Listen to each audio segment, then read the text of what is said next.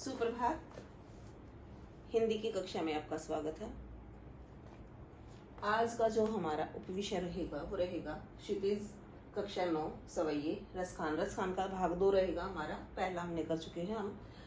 या लकुटी अरु कमरिया पर राजतिहु पुर को तजी डारो। रसखान ने इसको लिखा है। तो रसखान जो है वो कृष्ण के बहुत ही बड़े भक्त रहे हैं, अनन्य भक्त रहे हैं।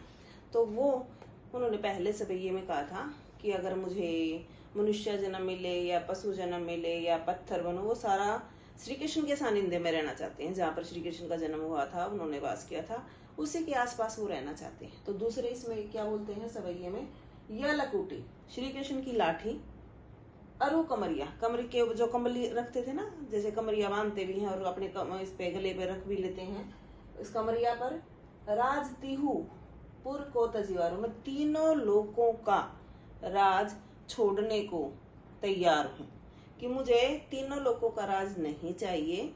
मुझे तो श्री कृष्ण की लकुटी और उसकी कमरिया वो ही सबसे प्रिय हैं।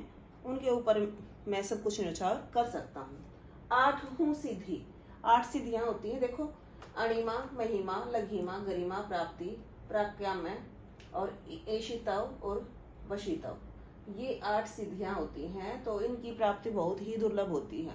लेकिन लेखक कवि कहता है कि मैं इन 8 सिद्धियों को और 9 निधि, ये 9 निधि होती हैं, पदम, महापदम, शंख, मकर, कच्छप, मुकुंद, कुंद, नील और खर, ये सिद्धि और निधि, इन सबको, इन की प्राप्ति में जो सुख है उसको नंद की गाय चराए बिसारो। इस सारे सुख को तो मैं नंद बाबा की गाय चराने में छोड़ सकता हूँ कि मुझे इससे प्रिय, तो इन सारी निधियों सिद्धियों से प्रिय तो मुझे ये है कि मैं नंद की गाय गवों को चराऊं, मैं उनके साथ रहूं। रसखान कबो इन आँखिन सो, रसखान जी कहते हैं कि पता नहीं कब इन आंखों से ब्रिज के वन बाग तड़ाग निहारूंगा, पता नहीं मैं कब ब्रिज में पहुंचूंगा और वहां के बाग बगीचे वन और तालाब को निहारूंगा। निहारना मतलब देखूंगा, मैं कब, अर्थात मैं कब ब्रिज के दर्शन कर पाऊंगा।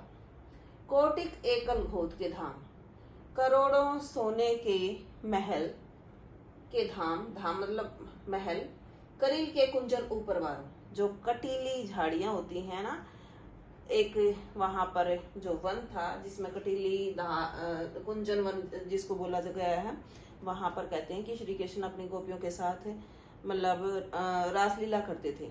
ठीक है, तो कहते हैं कि मैं करोड़ों सोने के जो धाम है वो इस करील के कुंजन, कांटों के वन के ऊपर मैं न्यौछावर कर सकता हूँ कि मुझे करोड़ों सोने के महल नहीं चाहिए। उनसे अच्छा तो मैं जो उसके कांटे के वन है वहां मैं निवास करूं।